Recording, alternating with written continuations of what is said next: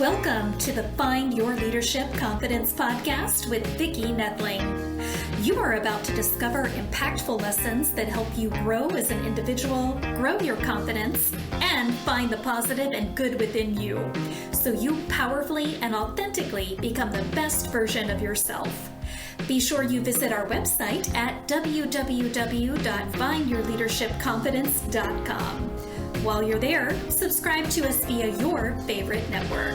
Now tune in, get ready, and enjoy the journey of emerging as a leader of exception in the 21st century.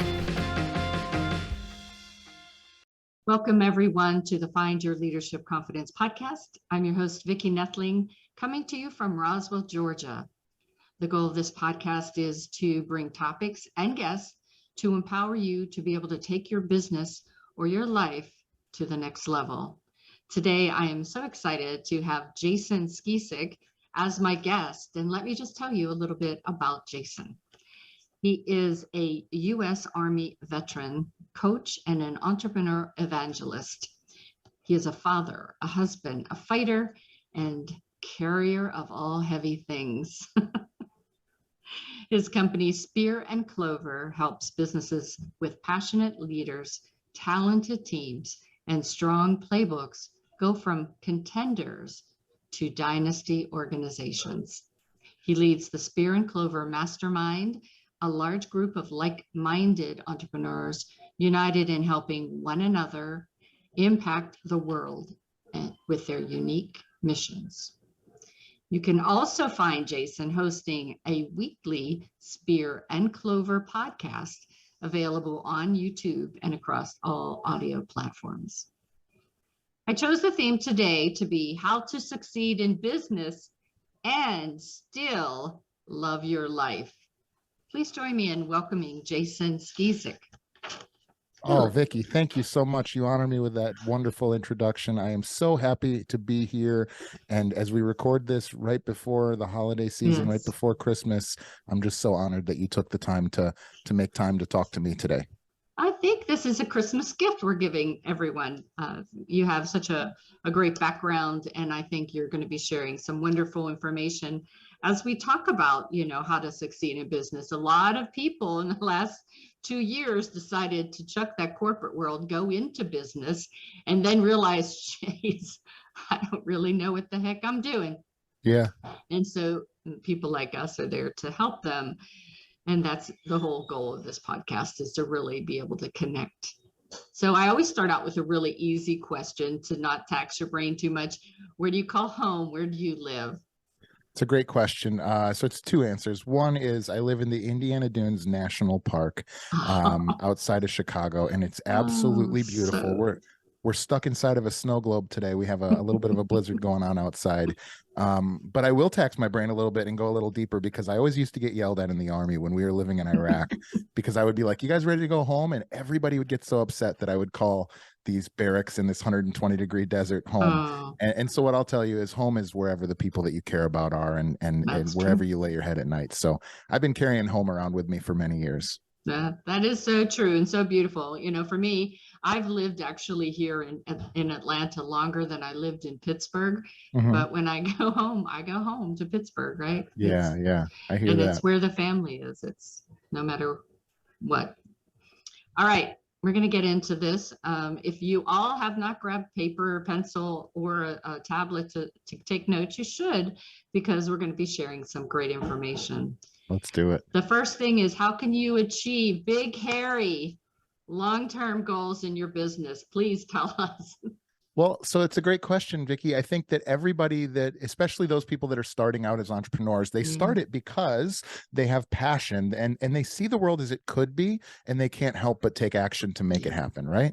And so by definition, you all, if you're listening to this and are one of those folks, have a big goal that you'd like to accomplish. And unfortunately, one of the reasons why we so rarely see folks achieve these big hairy goals is actually because we don't understand the steps that it'll take to get us from where we're at now to those goals that we want to get to out into the future. Mhm. And that's why one of the very first things that I do when I work with entrepreneurs is ask them to set their goals as a starting point.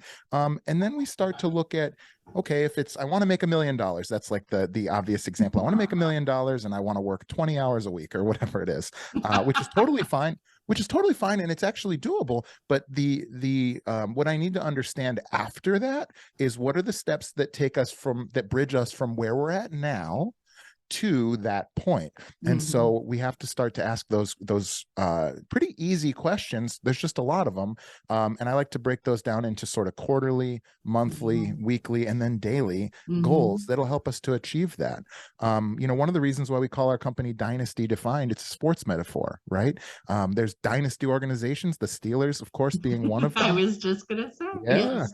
And there's a reason why those organizations set goals and achieve them so well, so consistently over time. And it's not a single coach, and it's not a single player, and it's not a single playbook. It's the organization has an identity of winning, and that identity has frameworks that are capable of integrating people into it and getting them out on the team to go win championships, right? For sure. And so why is it that if I caught a brand new Pittsburgh Steeler who'd never walked into the training facility on his way in on his very first day, I could ask him his lifetime goal, and he would say, I want to go to the Hall of Fame. And I'd say, how are you going to get there? He's going to say, I'm going to win multiple championships with the Steelers. And how are you going to get there? We're going to win this championship by winning these key games against our rivals. And how are you going to get there? Well, I'm going to go through these doors right now. I'm going to do this many sets and reps of these exercises. I'm going to work with these coaches and these players. I'm going to learn these plays. And so this person knows more about going to the Hall of Fame on his very first day on the job than almost any employee at anybody listening to this organization. Yeah. And it's so often that people aren't patient enough to do the little steps, the little things that compound over time, that before you know it, oh my God, I achieved a goal. I achieved a success. And it's really that mindset that you have to have. It is. And I also like to think about inputs as opposed to outputs. And so one of my goals next year is I want to attend jiu-jitsu 150 times. I can control that unless I get, knock on wood, injured. I can control how many times I walk through that door. And so if I do that, it's very likely that I'll compete or that I'll win a match or whatever the other goals might be based on the output, right? And I think that's important too, that once you get to that goal, then you have to keep stretching yourself. You have to keep pushing outside of your comfort zone so you keep growing. If you think, I'm just going to get there and get that $1 million and then I'm stopping, then you're not going to be happy, most likely. No, and in fact, it's funny you say that, because a lot of times that's one of the things that I'll explain to somebody as I'm sort of helping them, because my goal is to never tell someone they can't do anything. However, imagine we set that goal of $1 million in a year. That's $83,000 in a month. Well, what if their last month was $20,000 and the next month they have a $25,000 month? Well, gosh, that's the best month they ever had, Vicki, and they're still losers because they've missed their goal of that 83,000. Exactly. And so, the last thing you want is to condition your team who's out there doing their best to help you win, that they're losers because they haven't somehow waved the magic wand and quadrupled output in 30 days. Right. I love to look at, the quarterly goals. And also that you say, but to get the quarterly goals, you have to look at the weekly and the daily. How many people spend Sunday to plan for their week to see, what are they going to do? And just because you're not going to a 9 to 5 every day, you really have to discipline yourself to do that kind of work. Yeah, you're right. I actually heard yesterday a really great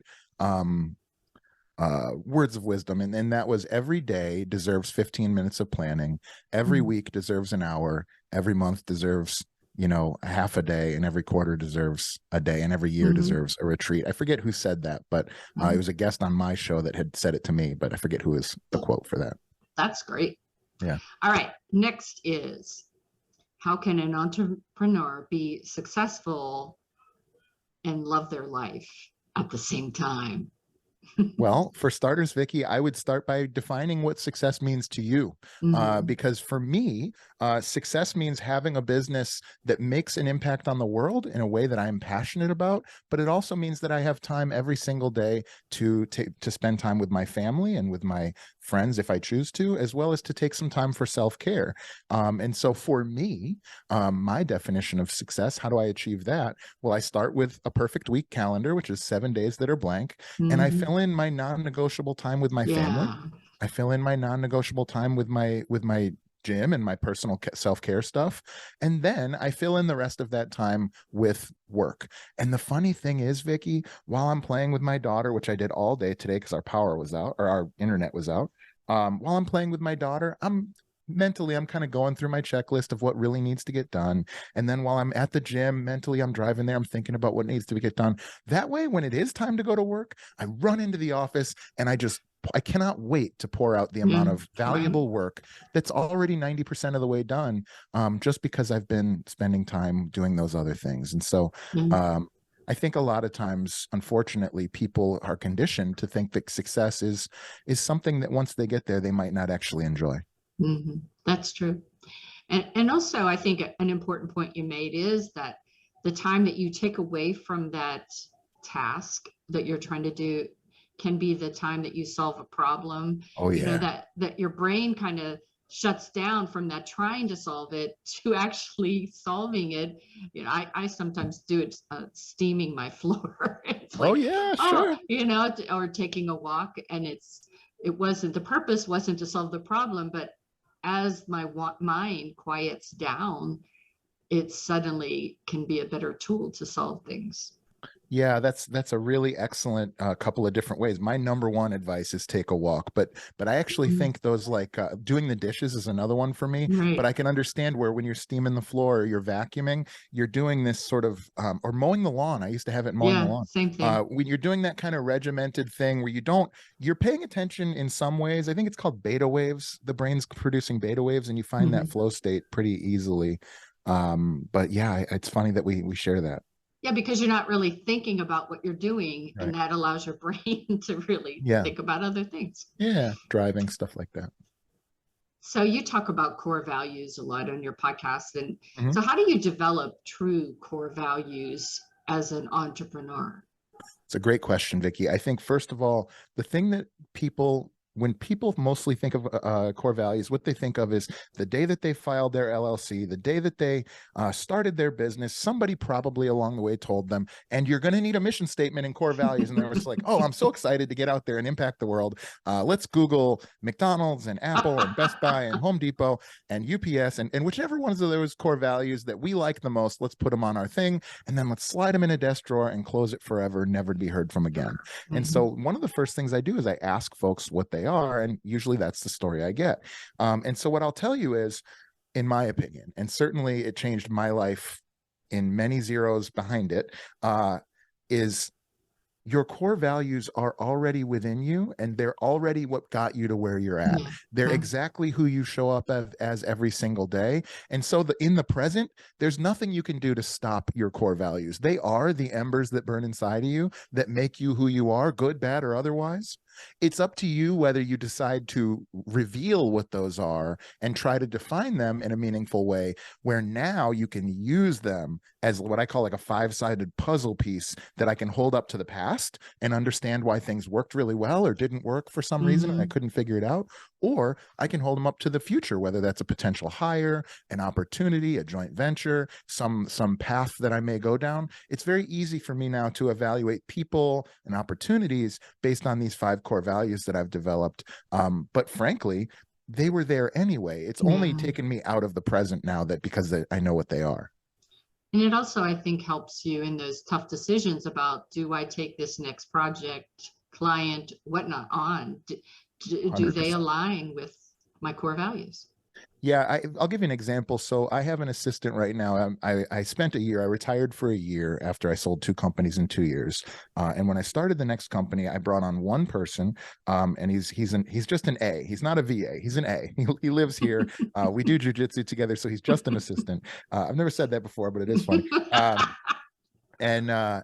And when we met, I was actually helping him go through his core value work. And what we revealed was there's one core value that him and I didn't share, that was a little bit conflicting. And so one of the nice things was I knew this person. I knew that in his role we could have this mismatch, but we knew it. And so there was this language where now we go, hey, because you like to work like this, and because I like to work like that, here's how we can navigate that and work together. So you can even find ways to collaborate when there's a mismatch as well. I always say, my husband and I are complete opposites, and we've been married almost 44 years. And I think it's because we aren't the same. You don't want to hire all of you, because the creativity and innovation comes from that difference of opinions, of thoughts, of ideas. I totally agree. I think a lot of people miss that. They think, oh no, I'm going to hire you because you're just like me. It's like, yeah, well, no. If you can be in the same boat going towards the same direction, then it's only to your benefit to have a different point of view, right? That's a really nice way to put it. So I talked about my husband just a moment ago. What is the best way for spouses to work together as entrepreneurs?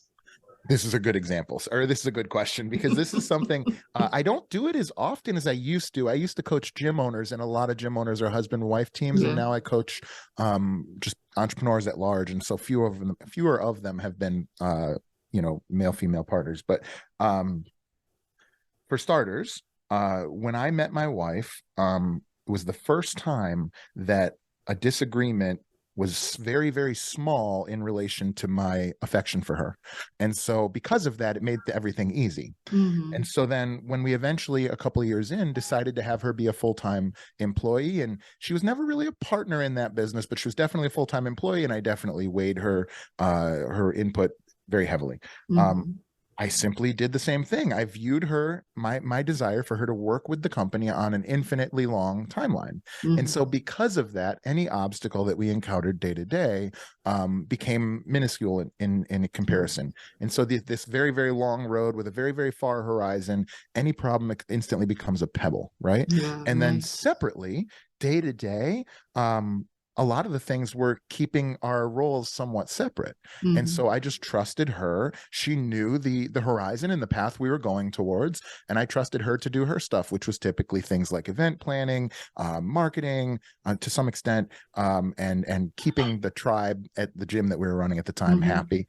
Whereas my stuff was much more focused on the sales end of it and the actually programming the fulfillment for our clients and things like that. And so, the biggest thing would just be to look at it on a long, long timeline. And then just to go back to core values, when I work with partners in general, but especially husbands and wives, they each do individual core value work. And then what we do is we kind of layer them together to come up with what the company's core values are based on what they energize within that company.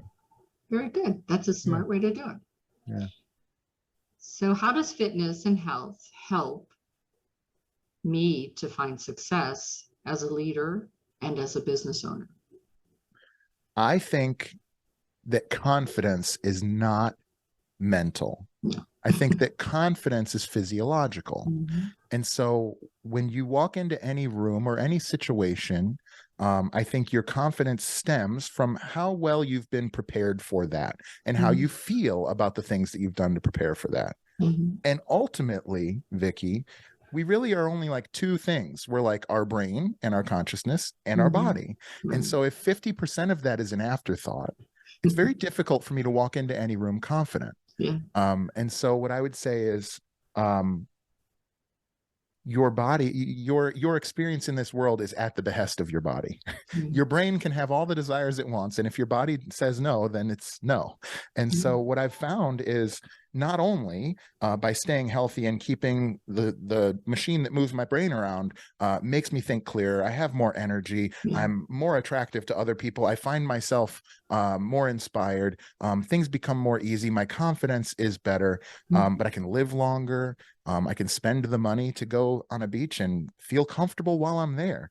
And so to me, it's just universally better to take care of our body in the same way that I would say an entrepreneur who is great at sales and terrible at fulfillment is not a good entrepreneur. I would say an entrepreneur who is great at business and ignores their family and their body is also not a great entrepreneur. Right. I would tend to agree. That's why whenever I started my business, it was after I started my other business for anti-aging and wellness, because I thought, Yeah. okay, I'm 60 and I want to be here for a while, but I don't want to be a quality of life that is not one that will allow me to do all the things I want to do. And so for me, I agree completely that you have to have that self-care. A lot of my podcasts deal with that self-care and being confident as a result of it. I want you to be able to speak on any platform, and I don't want you to say, but I don't want to because of the way I look or the way I feel. And we know being a business owner can be taxing on you. So definitely finding ways to be healthy. And also, I just can't even imagine having this conversation with you if I was in pain or tired or, had a terrible stomach ache or, I mean, and so these things all stem from our bodies. And I think it's convenient that culturally over the last few decades, we had placed this idea of, a gym person as being stupid or something like that. But truthfully, the great philosophers of all time were also warriors and musicians and poets. So I think that a life well lived kind of leads us down many different paths. Awesome. So how can entrepreneurs fill their days with only the work that gives them energy and still be successful? I think it would be very difficult for me to be successful if I filled my days with things that didn't give me energy. And so I was blessed, Vicki, to be born with spirit of the puppy, which is one of my core values, but many folks call that ADD. Some folks call that entrepreneur's disease. But what it means is that if I'm not interested in something, I can't really do it. I can get it done, but I can't really energize it in the way that I can passionately and enigmatically get it done if I am interested and focused in it. And so what I've become personally is a shepherd of my own attention span, like those YouTube videos of like the sheep on a hillside in Ireland or something. And so my attention span is going to go towards those things that I'm really interested in. And fortunately, what I've been able to do is erect scaffolding around that or like bumpers, like in a bumper pool game or bumper ball, to keep me focused on those things that generate wealth and generate impact on the world and help other people. And then what I've found is, well, gosh, I've met folks that are super passionate about maintaining spreadsheets. I was an underwriter at a very large bank for several years. And I'll tell you right now that those folks love dotting the I's and crossing the T's. And there's people out there that love working on creating new art for Canva to be used for social media or editing video or any number of different things. And so what I find is, for the most part, I can focus as the entrepreneur on those things that I can bring the most impact with, which are also the things that give me energy. Vicki, I've never recorded a podcast and not gotten off that call with more energy than when I got on. And so that's how I know this is something that I should be doing. However, if I were to be writing a journal or a blog, this would drain energy from me. And so I don't do that. But if that's something that needs to be done for my company, I have two choices. I can either find someone who is a core value fit that loves to do that, right? Or I will admit that over time, as I've matured and become a grown-up, I've found ways to connect something that maybe in the short term I don't enjoy to the desired outcome. So for instance, if Vicki was my client and I knew that she really needed the step-by-step instructions for how to achieve something, well, I would sit down and I would draw those and I could connect that to the outcome, which would be Vicki's ultimate success. Your puppy went to puppy school for a while. Yeah, a little bit. Yeah, I can sit and stay now, even when there's a tasty treat across the room, for sure. Awesome. It was funny. One of my rapid fire questions was that military mindset and spirit of puppy. Yeah. We can still discuss that a little bit. Absolutely. I'd love to.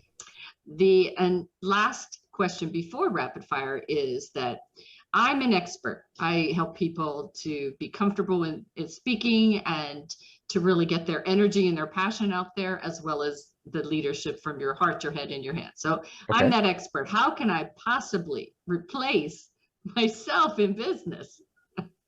I mean, that's a great question. There's many different ways. I would say one, we're doing it right now, right? You've created a platform for you to leave a legacy, even if you're still around, leave a legacy permanently. You leveraging one of two infinite things you can leverage, which is code. We're right now using code and media. So there's going to be a podcast where your thoughts and your expertise and your experience can be leveraged for many, many years to come, many, many different times. And so there's certainly ways where, I have a friend, Brendan Kamarasamy, who's a Yeah, I speaking know coach. Brendan. Yeah, Brendan's great. And we stay Yes. close. We've become close since our interview initially. But either way, he has a course that lives within code and media. And so because of that, instead of being able to work with somebody one-on-one, you can sort of codify that into something that can be done many, many times. I would also say that as an entrepreneur, there's two words that ring through my head at all times, and they are scalability and undeniable. Right. And so I want to become undeniably good at what I do. And then I want to choose a medium to be good at what I do that is scalable. And so if the choice is for me to come to a room, sit across from you at a desk and tell you everything that I know, well, that's going to cost you $1 million. But I could create a course that gets you 99% of that of the way there, or maybe 95% of the way there, that maybe I could sell for $99 that many times. And so you can see there where I'm leveraging something that's infinitely reproducible, media and code. And it's just far superior than the older model of leveraging like human capital or even your own time, right? Right.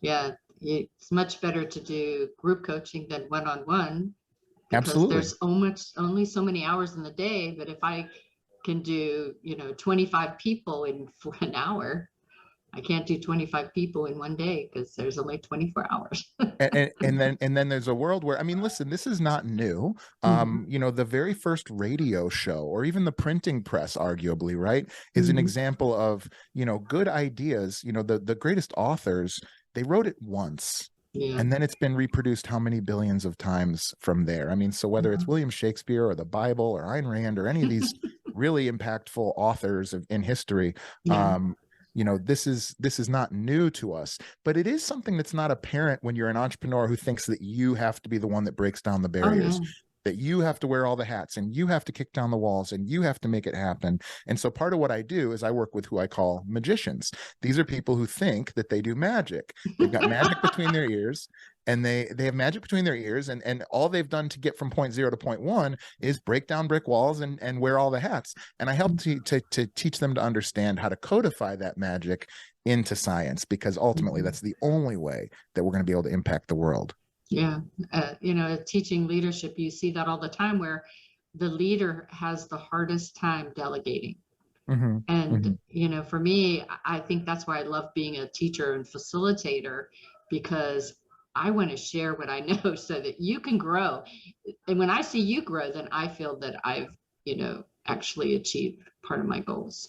But that's a mature point of view. And it's one that required you to trust in you not being the one that had to do everything. And so there's this beautiful butterfly paradox of, I'm a beautiful butterfly who's capable of this magic, and why can't everybody do what I do?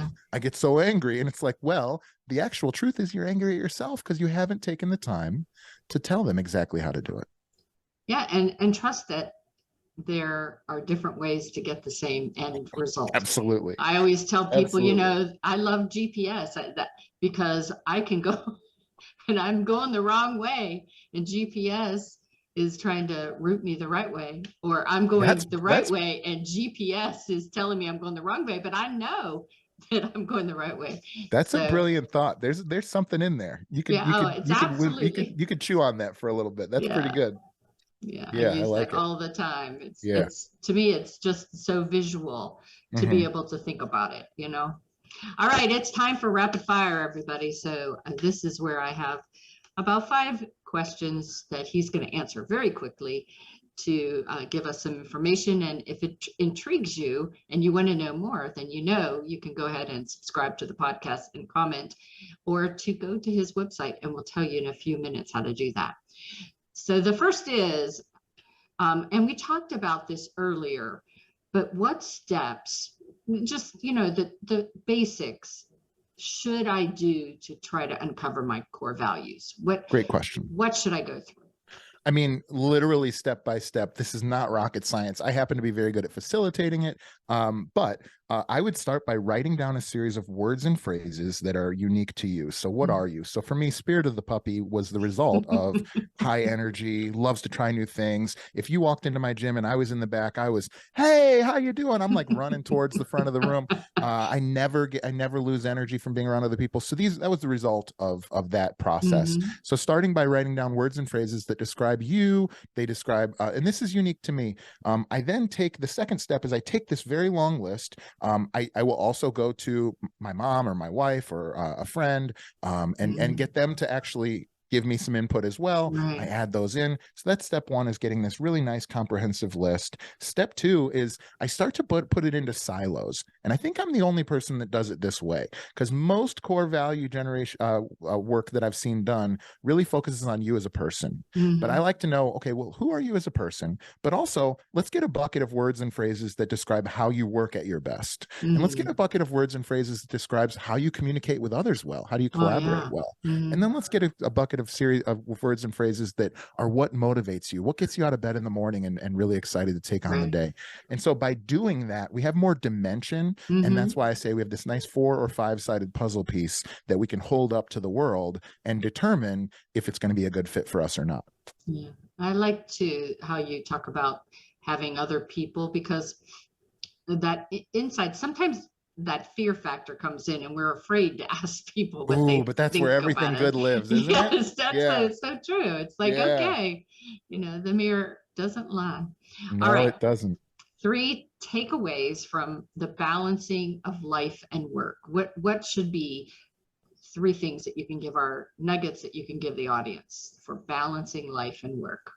One would probably be that if you're asking yourself that question, you're probably doing one of 2 things. You're probably pursuing something that you don't love as much as you should, or you're doing it in such a way where you've forgotten the other elements of your life that need attention. And so what I would say is to think about your life like a 3-chambered heart.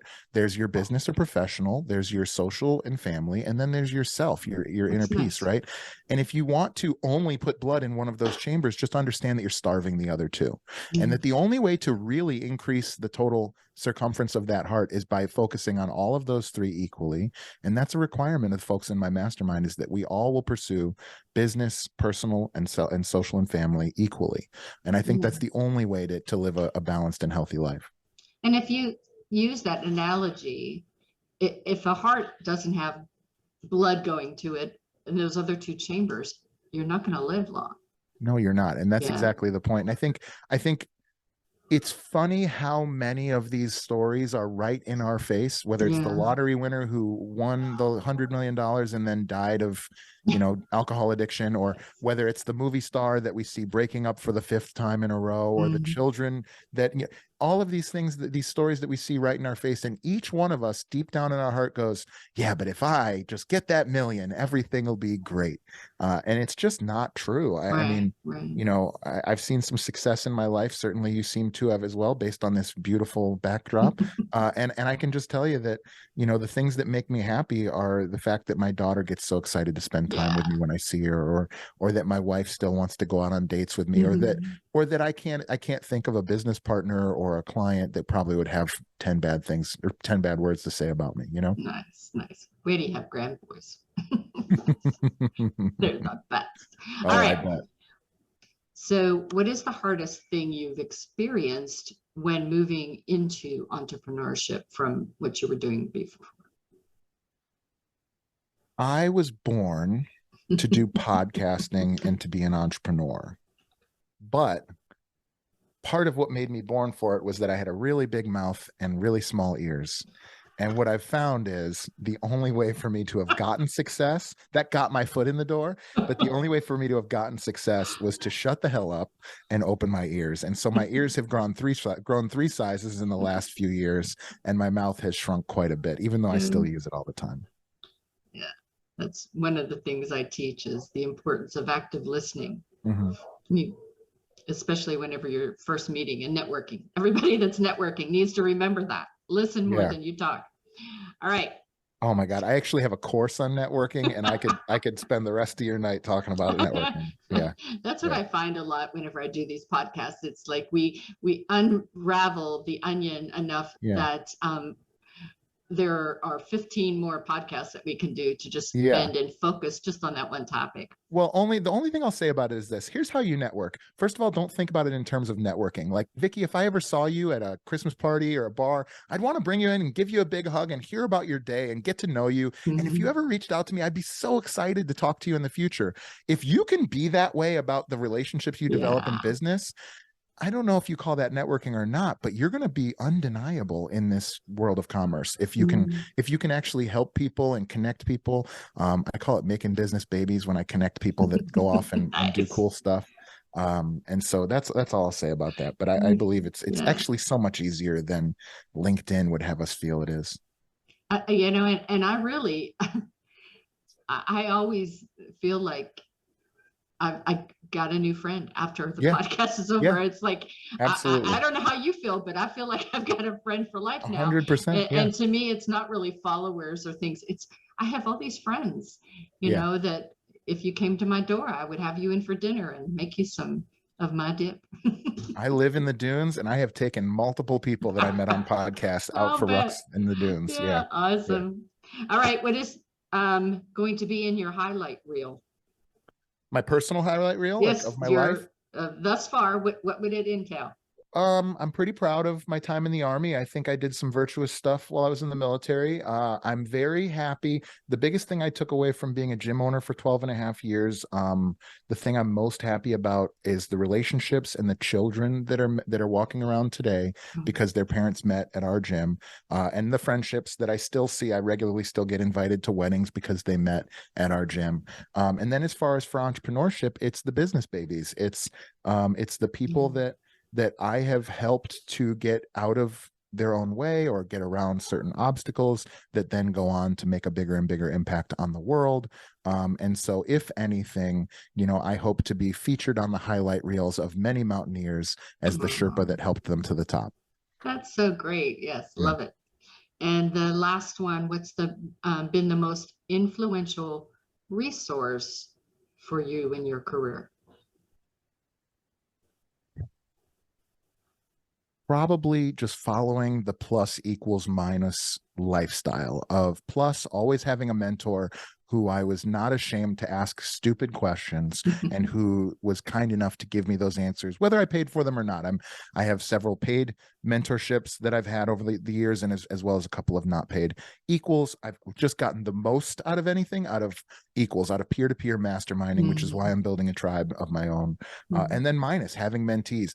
Actually, I've found so much value in being able to do the thing. Seeing an object from one point of view is good, but man, when you start to teach it to mentees, right? When you start to teach somebody else, you have to occupy every dimension of that object. And so you get so much depth of knowledge, and I think we call depth of knowledge wisdom. So, for me, it's probably been the plus equals minus for sure, which is shout out to Scott Ferguson, because that's his term that I got from him. That's awesome. That's the first time I've ever heard that. So that's very good. All right. It is time now for us to share my screen. This is the warning to all of you that are just listening that you need to, if you didn't listen to me in the beginning and get that paper and pencil, please go ahead and do that so that you can take down the information to how you can get in touch with Jason. Those of you that are watching, you can get a screenshot of this. I would recommend that. And just while we're doing that, Vicki, here's what I would recommend. If you're still listening to this, it's for a good reason. It's because you like Vicki and what she's been putting out, and she pours her heart into this. I was talking to her earlier about how many of these she's done in such a short time. She's almost doubled my output in almost the same amount of time. And so first thing I would do is go like, follow, and subscribe to Vicki's podcast, as well as check out her book, Unstoppable. And if you still have any energy left after that, then please, by all means, find me at www.spearandclover.com. I would love to offer anyone listening to this a free test drive of our mastermind, the bi-monthly Spear and Clover Mastermind. And you can reach out to us for the ability to do that at our website. My platform of choice is Instagram. You can find me at Jason Skeesick on Instagram or at Spear and Clover. But I'm also on all of the other platforms as well, except for TikTok. And again, his website is www.spear, SPEARANDCLOVER, spearandclover.com. Please go and check out Jason, check out his gift, and go to Instagram. Let him know what you thought of what he talked about today. Have a conversation. That's what it's all about. Well, it has been a real pleasure. I'm so happy that you were able to spend this day before, 2 days before the big holiday, to spend time with me, and especially in this cold day in Atlanta and cold day where you are. You warmed my heart with your great words, great confidence, and I wish you all the best for this next coming year. Oh, thank you, Vicki. I appreciate it so much. And I also wish you a happy holidays, and I hope you enjoy your new pantry. Yeah, I know. So as always, I encourage you to remember that life is a journey, and it is up to you to enjoy the ride. This is Vicki Nettling signing off. Thank you for tuning into the Find Your Leadership Confidence podcast with Vicki Nettling, where we share impactful lessons that help you grow as an individual, grow your confidence, and find the positive and good within you so you powerfully and authentically become the best version of yourself. Remember to visit our website at www.findyourleadershipconfidence.com and enjoy even more great episodes like this one. Again, while you're here, subscribe to us via your favorite network. We look forward to seeing you next time on the Find Your Leadership Confidence podcast.